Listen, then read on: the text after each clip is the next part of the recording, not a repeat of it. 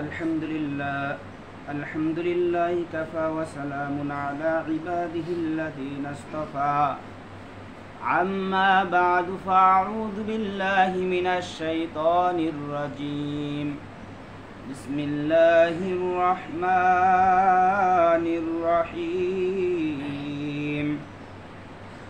ولتكن منكم أمة يدعون إلى الخير ويأمرون بالمعروف وينهون عن المنكر وأولئك هم المفلحون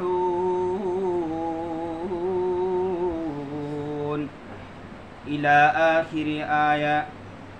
قال النبي صلى الله عليه وسلم لا يؤمن أحدكم حتى أكون أحب إليه من ولده وولده والناس أجمعين صدق الله العظيم. আলহামদুলিল্লাহ, আল্লাহ পাক রব্বুল আলামিনের দরবারে লক্ষ কোটি তার চেয়ে অনেক বেশি শুকরিয়া জ্ঞাপন করি যেই মহান রব অত্যন্ত দয়া ও মায়া করে আমাদেরকে জুমার দিন জুমার নামাজ আদায় করার লক্ষ্যে আল্লাহ পাক রব্বুল আলামিনের ঘরে আসবার বসবার সুস্থ একটি হায়াতি জিন্দেগি দান করেছেন। এজন্য আমরা বেজার না খুশি? যদি হয়ে থাকি খুশি, আল্লাহকে রাজি করার উদ্দেশ্য অন্তর থেকে একবার শুকরিয়া আদায় করি, সকলেই বলি আলহামদুলিল্লাহ। দুরুদ ও সালাম সাইয়্যিদুল মুরসালিন ইমামুল মুরসালিন খাতামুন নবিয়্যিন রাহমাতুল লিল আলামিন জনাব মুহাম্মদুর রাসূলুল্লাহ, সকলেই বলি সাল্লাল্লাহু আলাইহি ওয়াসাল্লাম। আল্লাহ পাক রব্বুল আলামিন এই পৃথিবীতে যত মাখলুকাত, যত সৃষ্টি আল্লাহ তাআলা তার কুদরতি শক্তির মাধ্যমে করেছেন, তার মধ্যে আল্লাহ পাক রব্বুল আলামিন বলেন পৃথিবীর মধ্যে সবচেয়ে উত্তম আকৃতি, মর্যাদা এবং সৌন্দর্য দিয়ে আল্লাহ তাআলা পৃথিবীতে মানুষকে সৃষ্টি করেছেন। বলি সুবহানাল্লাহ। এটি আমার বানানো কথা নয়, কুরআনুল কারীমের অসংখ্য জায়গায় কোথাও আল্লাহ তাআলা বলেছেন তার বান্দার শ্রেষ্ঠত্বের কথা, আবার বলেছেন সৌন্দর্যের কথা। তাহলে বলেন, শ্রেষ্ঠ মর্যাদার দিক দিয়ে মানুষ যদি শ্রেষ্ঠ হয়, সৌন্দর্যের দিক দিয়েও মানুষ যদি সবচেয়ে সুন্দর হয়, সবচেয়ে সুন্দর সবচেয়ে বেশি মর্যাদা দিয়ে যে আল্লাহ তাআলা মানুষকে সৃষ্টি করলেন, উদ্দেশ্য আছে না নাই? এই উদ্দেশ্যটা কি? আল্লাহ পাক রব্বুল আলামিন বলেন আমি তোমাদেরকে সৃষ্টি করেছি। কুরআনুল কারীমের ২৭ নম্বর পারার ২য় নম্বর পৃষ্ঠা ৪ নম্বর লাইনের সূরাতুজ জারিয়াতের ৫৬ নম্বর আয়াতের মধ্যে বলেন ওয়ামা খলাকতুল জিন্না ওয়াল ইনসা ইল্লা লিয়াবুদুন। আমি পৃথিবীতে শুধুমাত্র কেবলমাত্র একমাত্র মানুষকে সৃষ্টি করেছি আমি আল্লাহর গোলামি, দাসত্ব, ইবাদত, বন্দেগী করার জন্য। এখান থেকে এই আয়াতটি যদি আমরা বুঝে থাকি তাহলে বলেন প্রত্যেকটা ক্ষেত্রে প্রত্যেকটা কর্মকাণ্ডে একমাত্র হুকুম চলবে কার? আল্লাহ। আর আদর্শ হবে কার? মুহাম্মাদুর রাসূলুল্লাহ। এই দুইটি জিনিস যেই কাজের মধ্যে পাওয়া যাবে, যেই ব্যক্তির মধ্যে এই দুইটো জিনিস সমস্ত কর্মকাণ্ডের মধ্যে পাওয়া যাবে, ওয়া উলাইকা হুমুল মুফলিহুন, আল্লাহ তাআলা বলেছেন তারা হলো সফলকাম, তারাই হলো জান্নাতি। বলি সুবহানাল্লাহ। তাহলে কাজ হতে হবে কয়টি? দুইটি। এই কাজের মধ্যে কি থাকতে হবে? একমাত্র আল্লাহর সন্তুষ্টি, আল্লাহর হুকুম, আর দ্বিতীয় হলো রাসূল সাল্লাল্লাহু আলাইহি ওয়াসাল্লামের আদর্শ। আল্লাহ পাক রব্বুল আলামিন এরই ধারাবাহিকতায় কুরআনুল কারীমের ৪ নম্বর পারা ২য় নম্বর পৃষ্ঠা ৭ নম্বর লাইনে সূরাত আলে ইমরানের ১০৪ নম্বর আয়াতের মধ্যে বলেন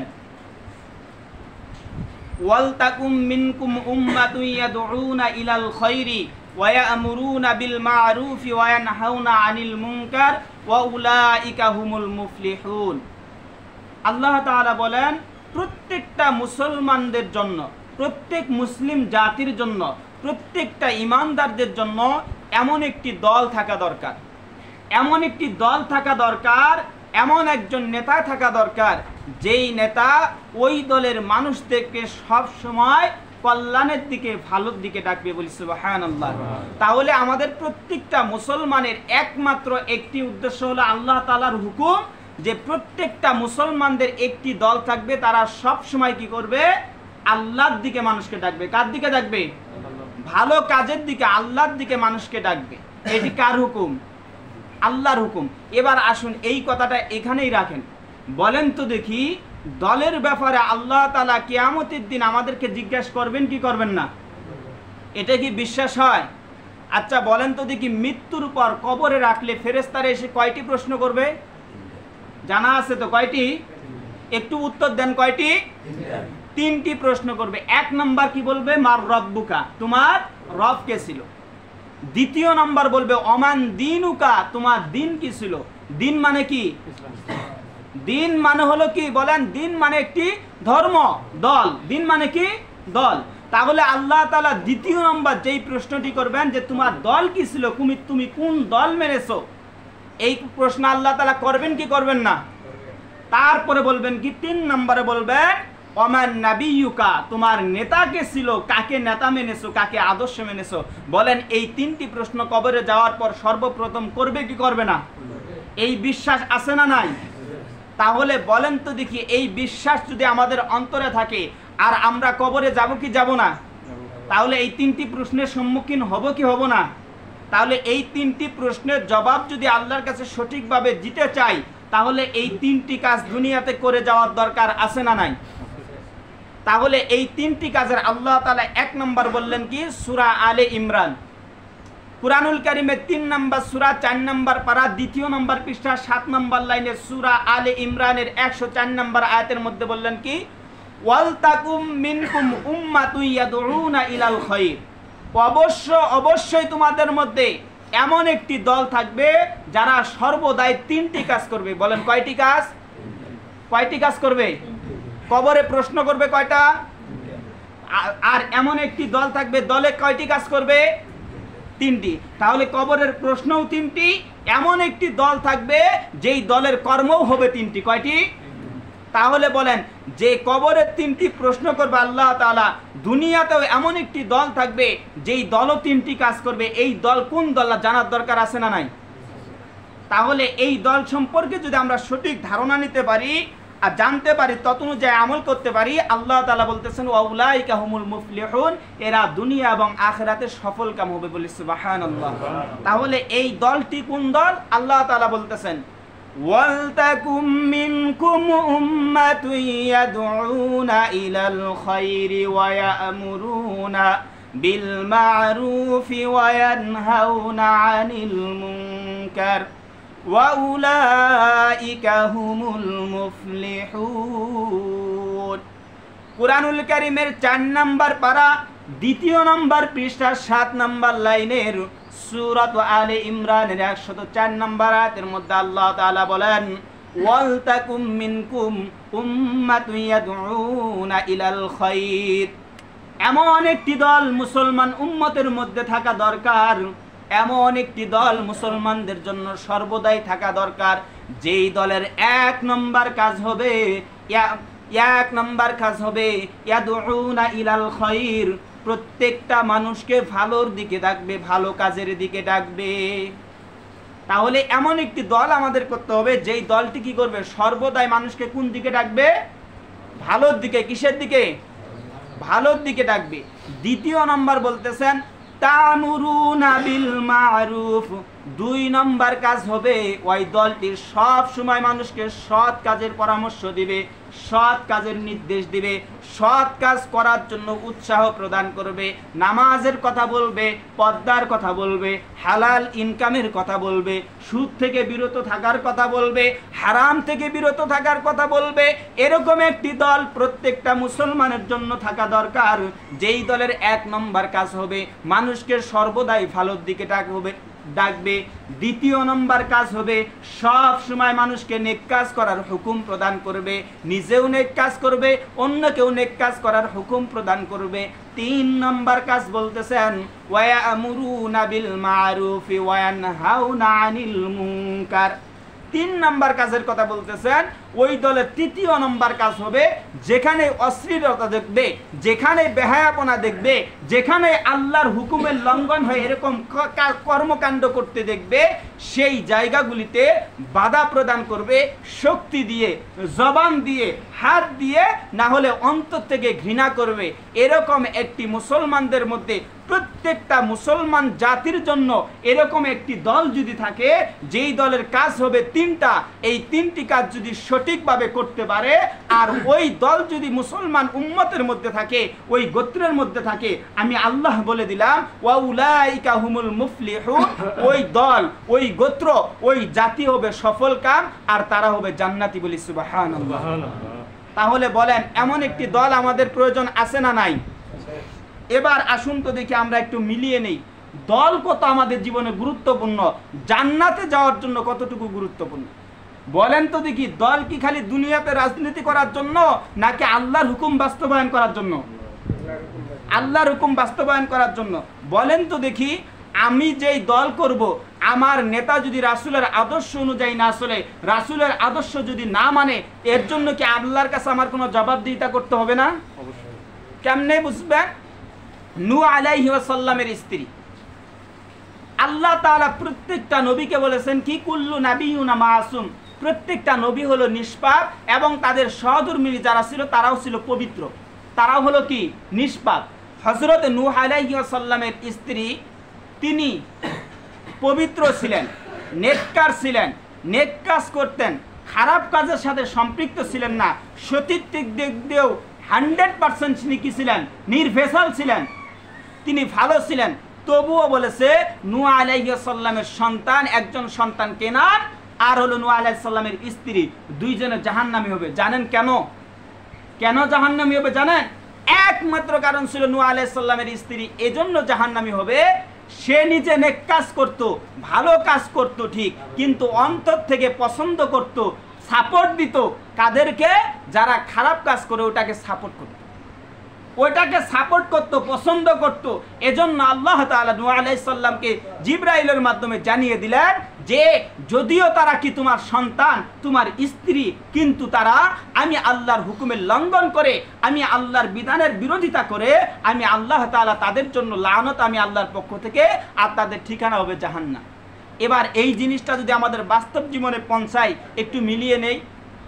আমার গালে দাড়ি আছে, আমি মাথায় টুপি পরি, 5 ওয়াক্ত নামাজ পড়ি, লম্বা জামা পরিধান করি, আমার বাড়িতে খাস পর্দা আছে, কিন্তু আমি ভিতরে ভিতরে এমন দল করি, আমার দলের নেতা দাঁড়িয়ে প্রস্রাব করে, হারাম ছাড়া খায় না, বিড়ি ছাড়া টানে না। বলেন ঠিক কিনা? এরকম দল যদি করি, বলেন তো দেখি এই নেতা কিয়ামতের দিন কোথায় যাবে? জাহান্নামে। কোথায় যাবে? এটা কি আমার কথা না কোরআনের কথা? কোরআনের কথা। বিশ্বাস যদি না হয় বাড়িতে যান, মিলাবেন কুরআনুল কারীমের 100 সূরা আলে ইমরানের 104 নম্বর আয়াত, সূরা আলে ইমরানের 110 নম্বর আয়াত, এই দুইটা জায়গা বাড়িতে গিয়ে মিলিয়ে দেখবেন যে আল্লাহ তাআলা কি বলেছেন। এবার আসুন দেখি আরেকটু মিলিয়ে নেই। কুরআনুল কারীমের 33 নম্বর সূরা, বলেন কয় নম্বর সূরা? 33 নম্বর সূরা। তারা যে জাহান্নামী হবে এই ব্যাপারে আল্লাহ তাআলা সরাসরি যে বলে দিয়েছেন, একটু মিলিয়ে নেই। বলেন কোরআনের কয় নম্বর সূরা? 33 নম্বর সূরা, 22 নম্বর পারা। বলেন কয় নম্বর পারা? 22 নম্বর পারা, 6 নম্বর পৃষ্ঠার 4 নম্বর লাইনের সূরাতুল আহজাবের 66 নম্বর আয়াত। কয় নম্বর আয়াত? 66 নম্বর আয়াতের মধ্যে আল্লাহ তাআলা স্পষ্ট করে বলে দিয়েছেন ইয়াউমা, ইয়াউমুন মানে হলো দিন। আল্লাহ কোরআনে বলছেন ইয়াউমা মানে সেই দিন। বলেন কোন দিন? বলতেছেন আল্লাহ তাআলা বলতেছেন সেই দিন। সেই দিন বলতে কোন দিন? কিয়ামতের দিন। কোন দিন? কিয়ামতের দিন। তুকাল্লাবু, যখন তাদের কি করা হবে? উল্টানো পাল্টানো হবে। কি করা হবে? উল্টানো পাল্টানো হবে। উজুহুম, তাদের মুখমণ্ডল, তাদের কি মুখমণ্ডল, চেহারাকে আল্লাহ তাআলা বলছেন ইয়াউমা সেই দিন, তুকাল্লাবু উল্টানো পাল্টানো করা হবে, উজুহুম তাদের ফেস, তাদের চেহারা, তাদের মুখমণ্ডলকে উল্টানো পাল্টানো করা হবে। কোথায়? ফিন্নার, আগুনের মধ্যে। বলেন কিসের মধ্যে? আগুনের মধ্যে। কিসের মধ্যে? আগুনের মধ্যে। ইয়াকুলুনা, ওই সময় তারা বলবে, ইয়াকুলুনা ওই সময় তারা বলবে, ইয়া লাইতানা, হায় আফসোস। কি বলবে? ইয়াকুলুনা, ওই সময় তারা বলবে ইয়া লাইতানা, হায় আফসোস, হায় আফসোস, হায় আফসোস। তারা আফসোস করবে আর বলবে, কি বলবে? আল্লাহ তাআলা বলছেন আতা'নাল্লাহ ওয়া আতা'নার রাসূলা, দুনিয়াতে যদি আমরা আল্লাহ ও আল্লাহ রাসূলের আদর্শটাকে মানতাম, দুনিয়াতে যদি আমরা কি করতাম? আল্লাহ এবং আল্লাহ রাসূলের আদর্শটাকে মানতাম। কখন বলবে? ইয়াউমা, যেই দিন তাকাল্লাবু, উল্টানো পাল্টানো করা হবে, উজুহুহুম, তাদের চেহারা মুখমণ্ডলকে, ফিন্নার, আগুনের মধ্যে, ইয়াকুলুনা, তারা তখন বলবে ইয়া লাইতানা, হায় আফসোস, আতা'নাল্লাহ ওয়া আতা'নার রাসূলা, সেদিন যদি আমরা কি করতাম? দুনিয়াতে যদি আমরা আল্লাহকে মানতাম, আল্লাহ রাসূলের আদর্শকে মানতাম, তাহলে আজকে আমাদের এই অবস্থা, এই পরিণতি হতো না।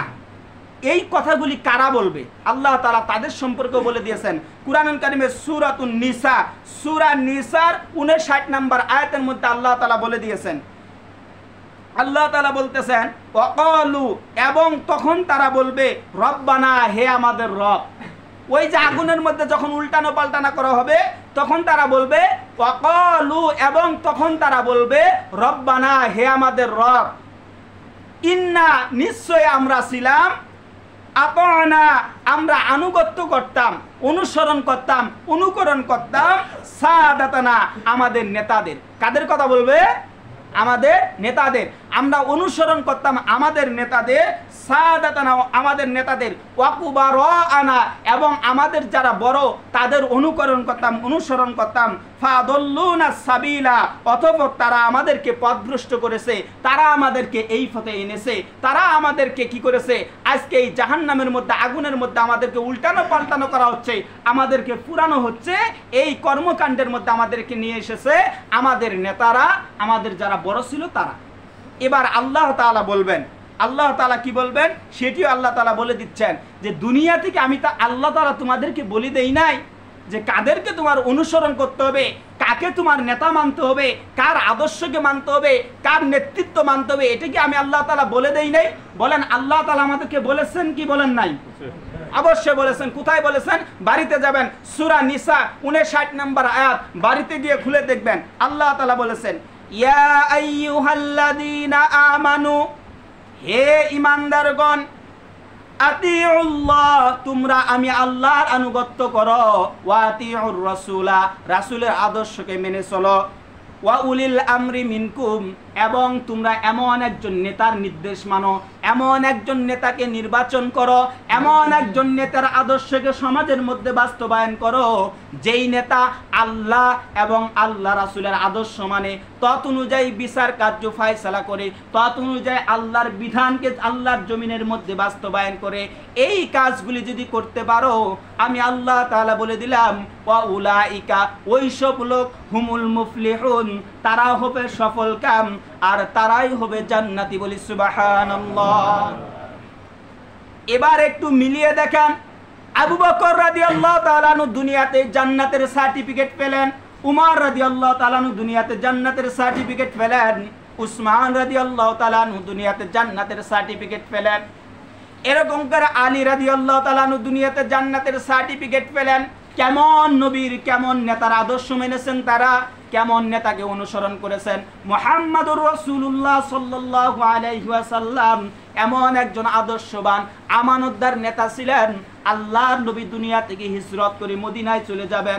আল্লাহর নবী তখনও নবী হন নাই, নবুয়ত প্রাপ্ত হন নাই।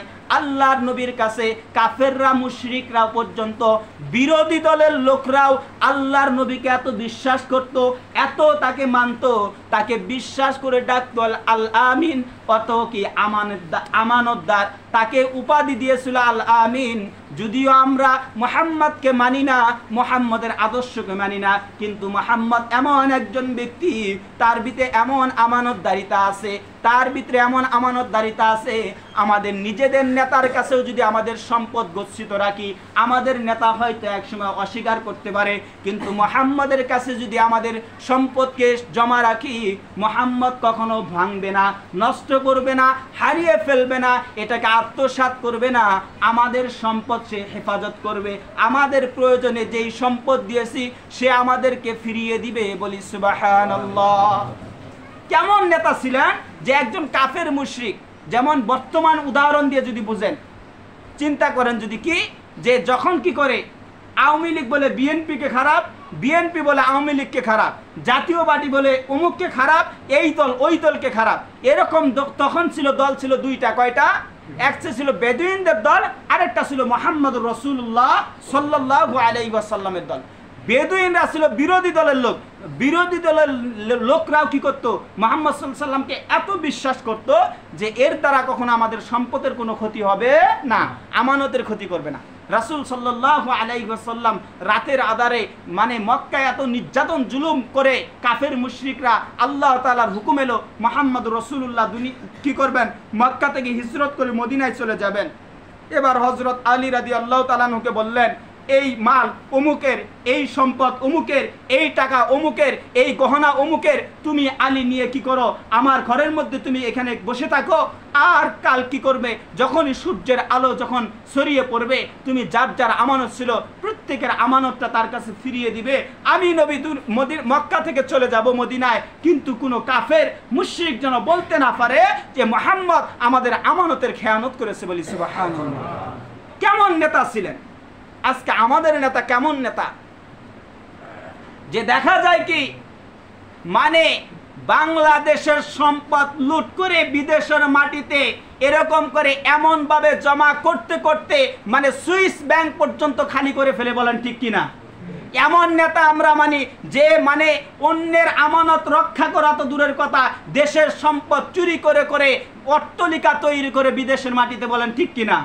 আর সেই নেতার আদর্শ মেনে কিয়ামতের দিন যদি করে আল্লাহর সামনে দাঁড়িয়ে বলি, আল্লাহ আমার আদর্শ ছিল মুহাম্মদুর রাসূলুল্লাহ, বলেন ফেরেশতাদের বাড়ি একটাও কি মাটিতে পড়বে?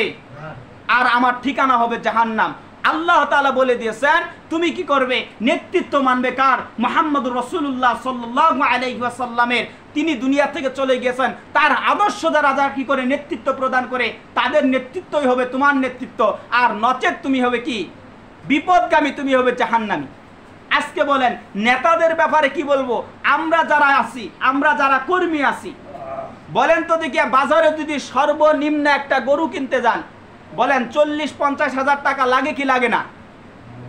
আল্লাহ তাআলা বললেন তোমরা হলে আশরাফুল মাখলুকাত, অথচ আমরা আশরাফুল মাখলুকাত হয়ে, শ্রেষ্ঠ জাতি হয়ে, শ্রেষ্ঠ মর্যাদাপূর্ণ হয়ে ভোটের আগে 200, 300, 500 টাকা দিয়ে একটা গরুর চেয়েও কম দামে মানুষের কাছে বিক্রি হয়ে যায়। বলেন ঠিক কিনা?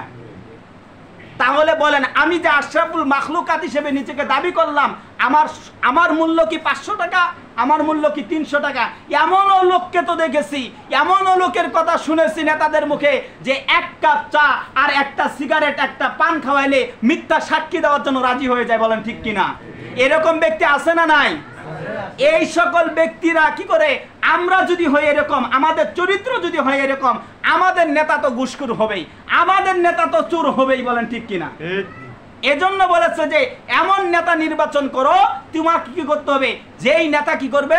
সর্বদাই তা ইয়ামুরুনা বিল মারুফ, সর্বদাই কি করবে? সে নেক কাজের দিকে ডাকবে, নেক কাজ করার নির্দেশ দিবে, ওয়ায়ানহাউনা আনিল মুনকার, এবং কি করবে? সেই ব্যক্তিটি সর্বদাই অন্যায় কাজ দেখলে বাধা প্রদান করবে, নিষেধ দিবে। আর এরকম নেতা যদি তোমরা নির্বাচন করতে পারো, তাহলে আশা করা যায় এই নেতা নিজেও জান্নাতে যাবে, তোমাকেও জান্নাতে যাওয়া সহজ করে দিবে। আর তোমার নেতা যদি হয় আবু জেহেলের মতো, তোমার নেতা যদি হয় কি এরকম করে মানে আবু তালেবের মতো, আবু লাহাবের মতো যদি হয়, এরকম করে আবু জেহেলের মতো যদি হয়, তাহলে তোমার নেতাও জাহান্নামী আর তুমি হবে কি? জাহান্নামী। এজন্য বলেন এমন নেতা নির্বাচন করার দরকার আছে না নাই? যেই নেতা কি করে মুহাম্মদুর রাসূলুল্লাহ সাল্লাল্লাহু আলাইহি ওয়াসাল্লামের আদর্শ মানে, এরকম নেতা আমাদের হোক, চাই কি চাই না?